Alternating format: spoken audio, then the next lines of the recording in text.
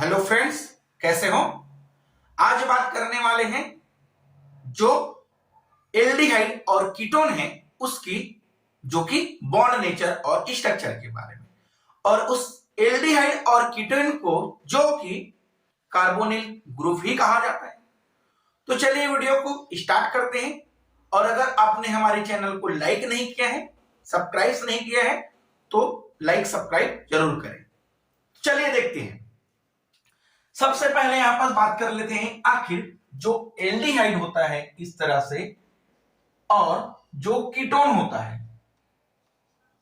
उसे आखिर carbonyl group कहा जाता है।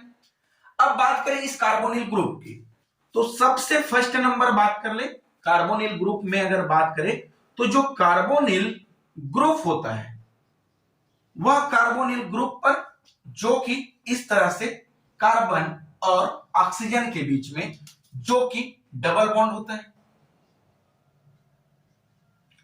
अब यह डबल बॉन्ड से होने से क्या होता है, तो देखो, जहां पास डबल बॉन्ड हो इसका मतलब हमें पता है एक जो कि पाई बॉन्ड होता है और एक जो कि सिग्मा बॉन्ड होता है। तो यहां पर चलिए अगर इसकी स्ट्रक्चर को पहले देखें। स्ट्रक्चर में होता है इस तरह से। सबसे पहले तो जो कार्बन है, यहां पास जो कार्बोनिल ग्रुप की यहां कार्बन है, इस कार्बन पर जो कि sp2 हाइब्रिडाइजेशन है और उसके साथ साथ जो ऑक्सीजन है उस पर भी sp2 हाइब्रिडाइजेशन होता है।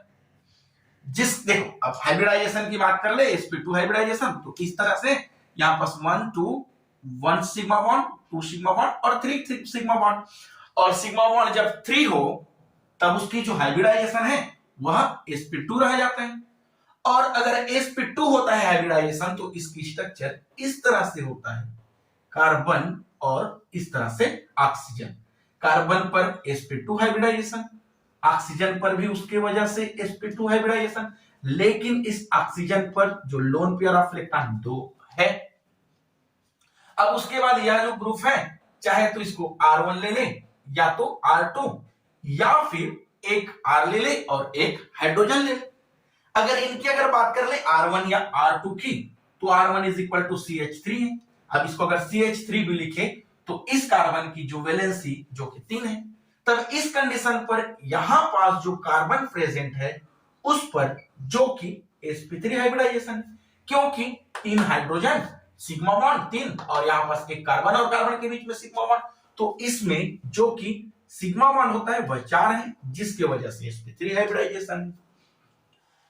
अब होता इस तरह से है कि जो कार्बोनिल ग्रुप यहां पास है इस तरह से कार्बन और ऑक्सीजन वाला बॉन्ड है, यहां का जो पाई बॉन्ड है, ये जो क्या है पाई बॉन्ड, तो इस पर जो उपस्थित पाई इलेक्ट्रॉन है वह पाई इलेक्ट्रॉन जो कि ऑक्सीजन की ओर चले जाता है। अब देखिएगा ऑक्सीजन की ओर आखिर पाई इलेक्ट्रॉन क्यों जाता है।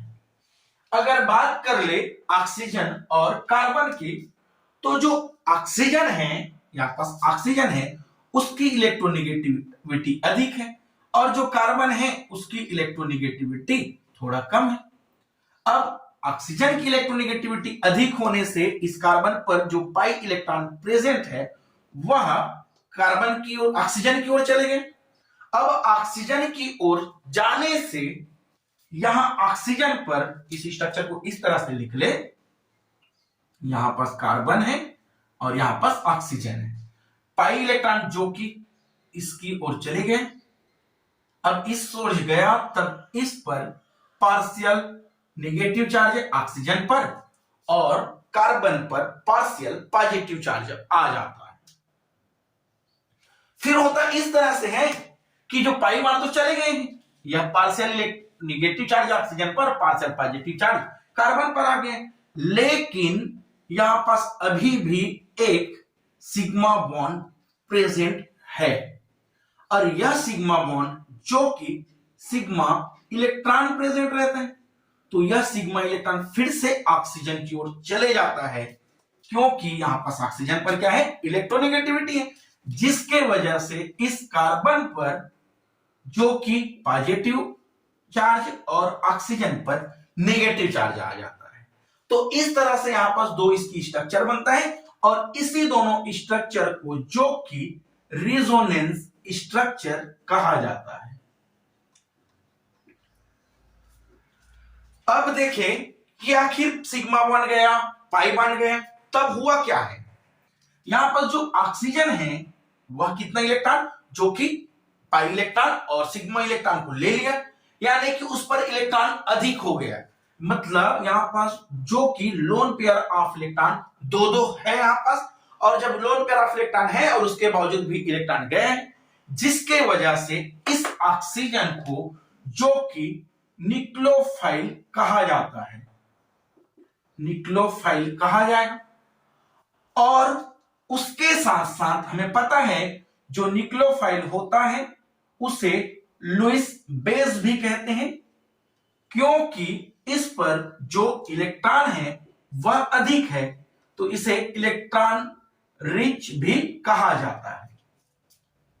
कार्बन की बात कर ले तो कार्बन अपना इलेक्ट्रॉन जो कि ऑक्सीजन को डोनेट किया है, यानी कि यह किसकी तरह बिहेवियर कर रहे हैं, इलेक्ट्रोफाइल की तरह बिहेवियर कर रहा है।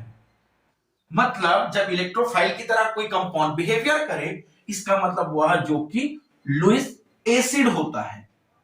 तो इस तरह से यहां पास जो कि लुईस एसिड की तरह बिहेवियर कर रहे हैं। और जब न्यूक्लियोफाइल और लुईस एसिड की तरह बिहेवियर कर रहा है, इसका मतलब इस पर जो इलेक्ट्रॉन है वह इलेक्ट्रॉन जो कि कमी है, जिसे इलेक्ट्रॉन डेफिशिएंट कहा जाता है। तो यह इलेक्ट्रॉन डेफिशिएंट है।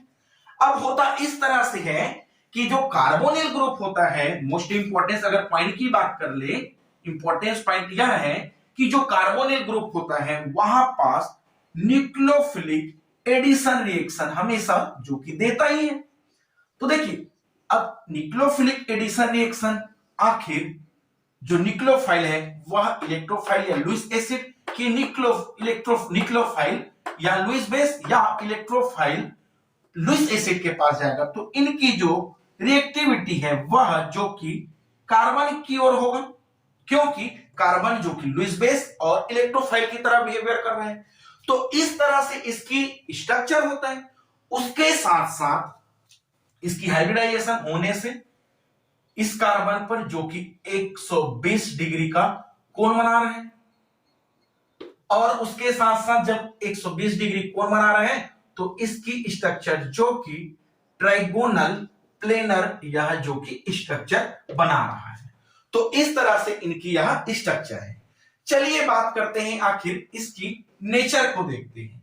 उसके साथ साथ इस नेचर को पढ़ते पढ़ते इनकी रिएक्टिविटी भी देख लेते हैं। चलिए देखते हैं। चलिए देखते हैं कार्बोनिल की नेचर को। देखिए जो कार्बोनिल होता है, इस तरह से अभी कार्बोनिल बनाए हैं कि यहां पास कार्बन और ऑक्सीजन के बीच में डबल बॉन्ड है। अब हमें पता है इस स्ट्रक्चर में हुआ इस तरह से था कि जो कार्बन है वह अपना सिग्मा बॉन्ड को जो कि ऑक्सीजन को दिया था, क्योंकि यह इलेक्ट्रॉन रिच होता है, ये चले गया था, न्यूक्लियोफाइल की तरह बिहेवियर किया और यह इलेक्ट्रोफाइल की तरह बिहेवियर किया। उसके बाद जो सिग्मा बॉन्ड था वह तो चले गया, फिर जो यहां पास क्या था, सिग्मा बॉन्ड के बारे में बात की। फिर जो पाई बॉन्ड था वह पाई बॉन्ड फिर से ऑक्सीजन की ओर चले गया, जिस पर ऑक्सीजन पर माइनस चार्ज आ गया और कार्बन पर प्लस चार्ज आ गया, और इसी ऑक्सीजन और माइनस पर प्लस चार्ज आना जो कि पोलैरिटी कहलाते हैं, यानी कि इस कार्बोनिल में जो कि पोलैरिटी होता है। अब जब पोलैरिटी हो तो इनकी रिएक्टिविटी भी होता है, और रिएक्टिविटी की अगर बात कर ले तो यह जो कि हमें पता है न्यूक्लियोफिलिक एडिशन रिएक्शन देता है। तो यह न्यूक्लियोफिलिक एडिशन रिएक्शन जो कि कार्बन की ओर जाएगा। देखिए अगर पॉइंट नंबर सेकंड की बात कर ले यहां पास, तो पॉइंट नंबर सेकंड इस तरह से है कि जो ऑक्सीजन की ओर इलेक्ट्रॉन गया, जिसके वजह से ऑक्सीजन क्या किया, इलेक्ट्रॉन को एक्सेप्ट किया। अब इलेक्ट्रॉन को यहां पास देख ले, ऑक्सीजन जो है इलेक्ट्रॉन को एक्सेप्ट किया और कार्बन इलेक्ट्रॉन डोनेट किया, जिसके वजह से जो ऑक्सीजन है वह इलेक्ट्रॉन विथड्रॉइंग ग्रुप की तरह बिहेवियर करता है, इलेक्ट्रॉन आकर्षित ग्रुप की तरह बिहेवियर करते हैं, और जो कार्बन है वह इलेक्ट्रॉन डोनेटिंग ग्रुप की तरह बिहेवियर करते हैं, इलेक्ट्रॉन त्यागी की तरह बिहेवियर करते हैं।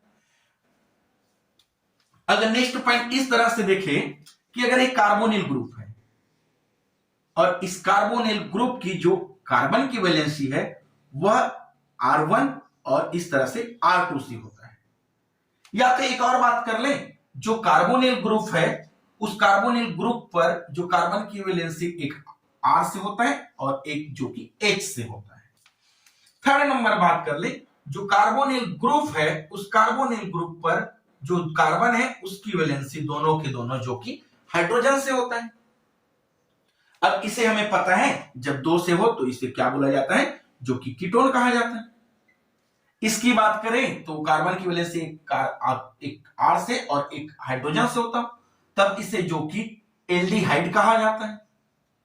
और अगर कार्बन की वैलेंसी जो कि दोनों टाइम जो हाइड्रोजन से हो तब इसे जो कि फॉर्मेल्डिहाइड कहा जाता है।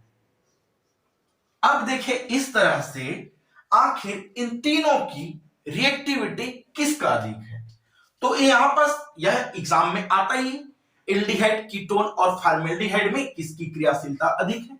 तो यहां पास अगर नेचर की बात कर ले तो नेचर के बाद साथ साथ इसकी रिएक्टिविटी भी हम लोग यहां पास पढ़ रहे हैं। तो देखो रिएक्टिविटी सबसे फर्स्ट अगर बात कर ले रिएक्टिविटी की रीजन, तो रिएक्टिविटी इस तरह से होता है।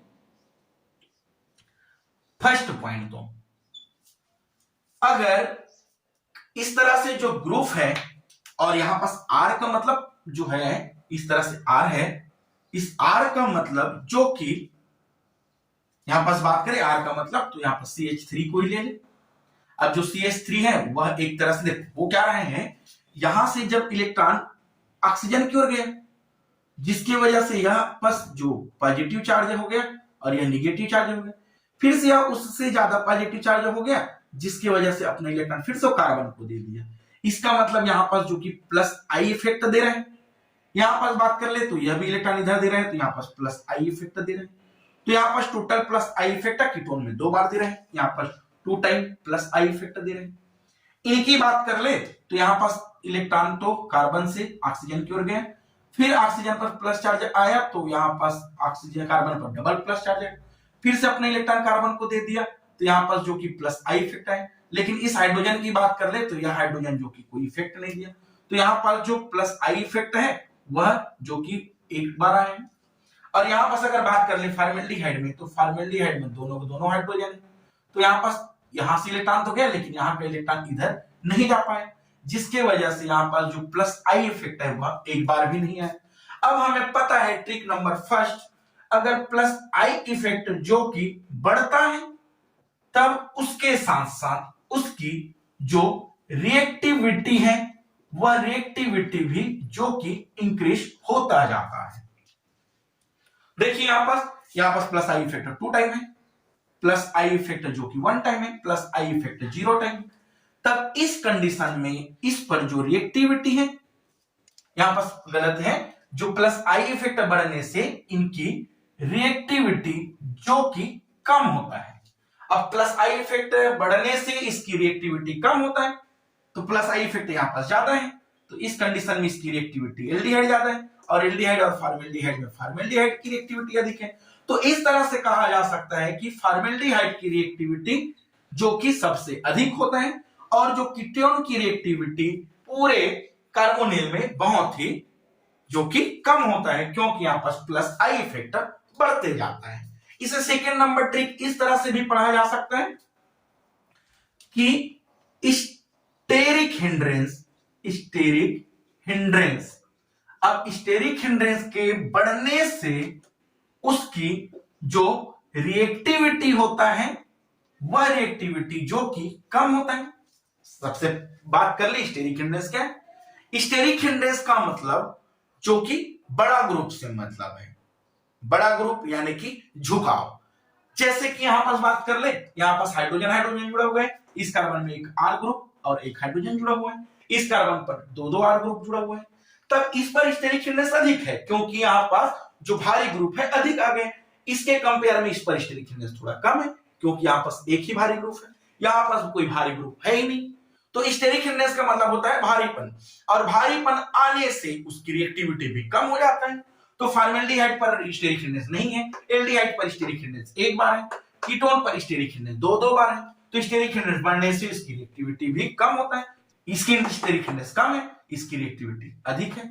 इसकी स्टेरिक हिंड्रेंस इन दोनों के कंपेयर में जो कि अधिक है, इसलिए इसकी रिएक्टिविटी जो फॉर्मेल्डिहाइड है उससे थोड़ा कम है।